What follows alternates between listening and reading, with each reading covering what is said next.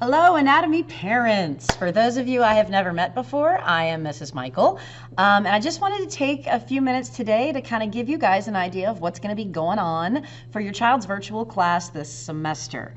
I know that your students probably have a good idea of what's going on. They actually spent their entire first module this past week for me learning about class expectations, the layout of the course, the due dates, all of that wonderful stuff.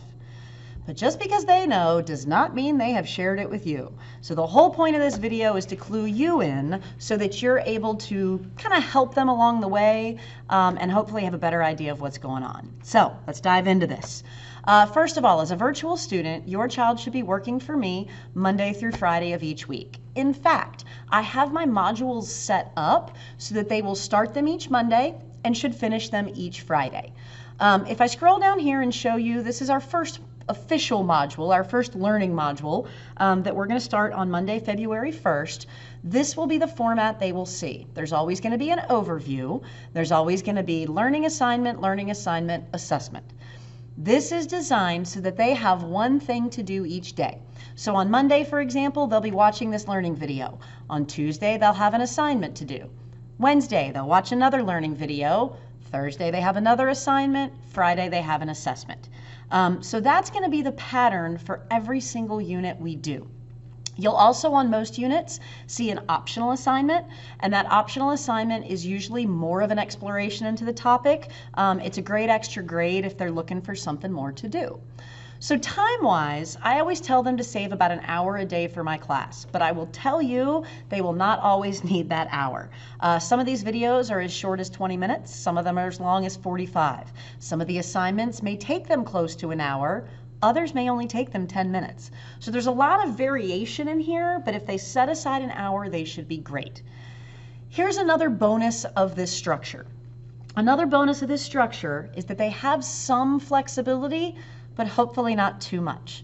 I will only open up one module at a time, so they cannot log in tomorrow and finish my class and be done for the semester. That is not a thing. However, they are welcome to work ahead within a unit. I know that some students are balancing a lot of responsibilities between family responsibilities and other classes, okay? They're really trying to make sure their schedules work. So I am perfectly fine if they logged in on Monday, for example, watched the learning video, and then went ahead and did this follow-up assignment. And then maybe Tuesday they log on, watch the learning video, do the assignment, take the assessment. They are done with anatomy for the week, and it's only Tuesday.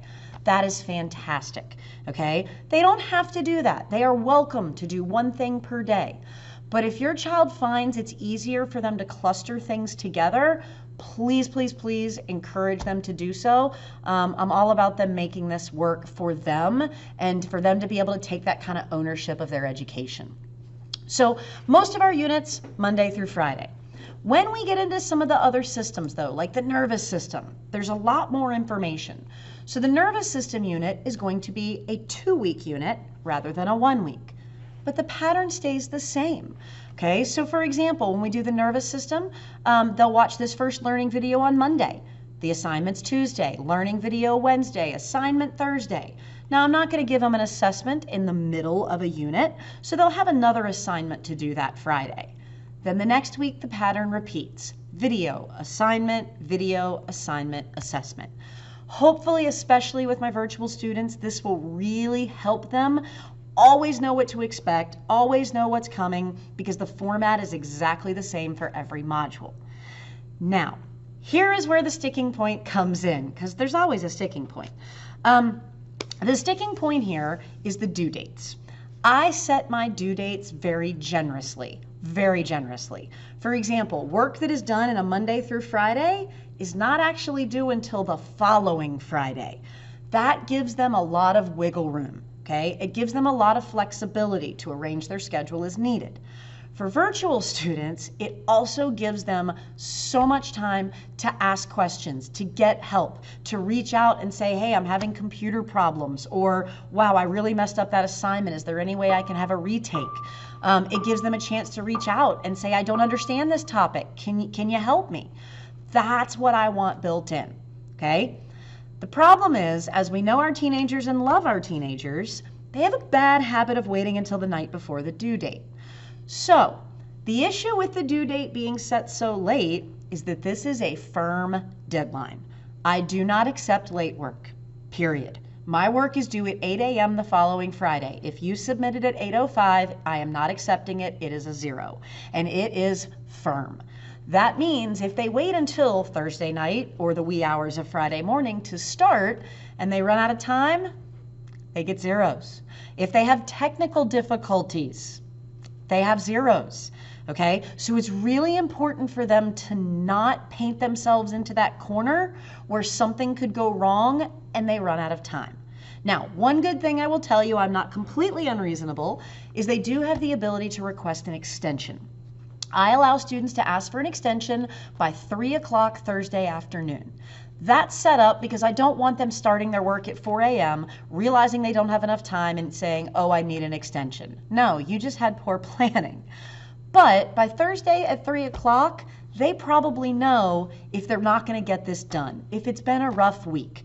Okay, so I encourage them, if they need an extension, please email me. They need to email me and say, hey, I've had a week, can I have more time? My answer is going to be yes. Okay, because to me, if they are taking the step to ask for an extension 3 o'clock Thursday, before 3 o'clock Thursday, they have taken ownership of the responsibility of their education. They are looking at the big picture, okay? And we've all painted ourselves in that corner before. Now, if they keep asking for one every week, we're probably going to have a more extended conversation. But that is there to give them that flexibility if life has just kind of gotten away from them or gotten crazy or something like that. In order to also help with this, okay, I want to show you this working dates calendar. I know a lot of students procrastinate, okay? If they know the due date and they're simply waiting until the last minute, there's not a lot I personally can do to stop them. However, some students really kind of have struggled to know, what should I be doing today? What should I be doing tomorrow? Or I took 2 days and I lost my mind and did nothing. What's going on? So if you click on this working day calendar, or if they click on it, what it will open is a tabbed calendar, and this first tab is fully virtual students. This tells them what they should be doing on each day. Now keep in mind, I've said that they may work ahead within a unit, but this is my suggested pace. So as a virtual student, last Tuesday the 26th, they should have watched this day 1 introduction video. Then on Wednesday, they would have done this assignment, Thursday, Friday. Starting this coming week, Monday the 1st, they'll watch a learning video Monday. They will have an assignment from the basic terminology module on Tuesday, a learning video on Wednesday, etc., etc. The due dates are listed, okay? But if they just ignore those due dates and focus on what I have listed for them each day, they will stay right on pace. They'll have plenty of time for corrections and questions, and it will work great. I currently have the entire semester mapped out so they can know what's coming. However, if we have snow days that are not virtual learning days, this is going to have to be adjusted. So I will do that as we go along, but at least it gives them the basic idea of where to look. Okay? So that kind of gives you an idea of the workings of the class, the layouts, the expectations, those firm deadlines, which can get people in trouble. So what else do I need? The big things I need from your student is I need them to check their email every day. Every day, Monday through Friday, they need to check their email. If they tell you I get too many emails, I can't, you need to check your email. There are some tricks about setting notifications on Canvas that I can show them, but they've got to check that email. Even if they finish my unit by Tuesday, they should still be checking their email Wednesday, Thursday, and Friday. Very important. Second thing is they should be checking course announcements every day. Okay, or setting notifications so that they get emails. The third thing may be something they've not done in other classes. If I change my Canvas, okay, to a student view, this, what you're about to see on my screen, what you see now is what a student would see. I've got my modules and I have this to-do list over here. Please ignore this to-do list. It's awful. It only lists due dates. So if they just focus on this, they're always a week behind. But underneath that to-do list, there's going to be a section that says recent feedback. It is vital for them to check that on a daily basis, Monday through Friday. That is where they will see comments I've left them saying, hey, why don't you redo this assignment? Or I'd like you to try again on numbers 3 and 4. Okay, that's where I suggest corrections, retakes, etc., and they'll see it pop up if I've left them a comment. So that's what I need from them. What else do I need? Well, I need them to email me whenever they have questions. I cannot stress enough how important it is for them to communicate when they're struggling, when they're lost, when they're frustrated. A lot of students first semester told me they didn't want to email because they felt like they were bugging me.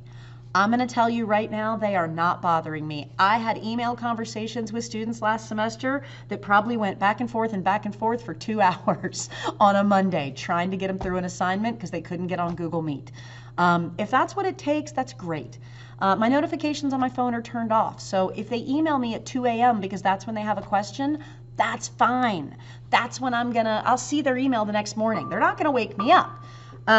So it's very important that they communicate with me. Please encourage that. I also encourage you guys to communicate. I'll probably be emailing you once or twice a week, but please check in whenever you want, okay? Feel free. I love being able to communicate and stay in touch in this kind of different world that we're in right now. The other thing that's important for you to know is grades. Grades in Canvas are not going to be accurate. There are participation grades that are a piece of this that are not there. There are also things that I have to grade by hand, so what Canvas shows you might not be the actual grade. So keep an eye on Infinite Campus. That's where grades will be posted. I will fully admit it, I am somewhat obsessive about grading as quickly as I can, so I am constantly dropping grades in there, essentially the day or the day after things get turned in. Rarely do I wait an entire week to put things in. That's not the norm for me. I really prefer to just get it there. So keep an eye on Infinite Campus. If you're seeing things that don't make sense, you're wondering why there's no grade, ask. I don't mind. Okay, this is a tough time. I'm a parent, I get it. Helping my 6th grader navigate everything has been tough. But I also know that no matter how hard this is for them, and it's hard, the lessons they are learning about taking ownership of their education, about being a more active part of this learning process, are going to be huge for them when they get to college. So, I compared it to working out when I talked to them. The process of getting in shape is awful, but when you finally get to where you're trying to get, you look back and say, man, that was worth it, even if it wasn't worth it at the time. So reach out, stay in touch, let me know what I can do to help. I look forward to working with you and hopefully maybe meeting some of you one day. Talk to you soon. Bye.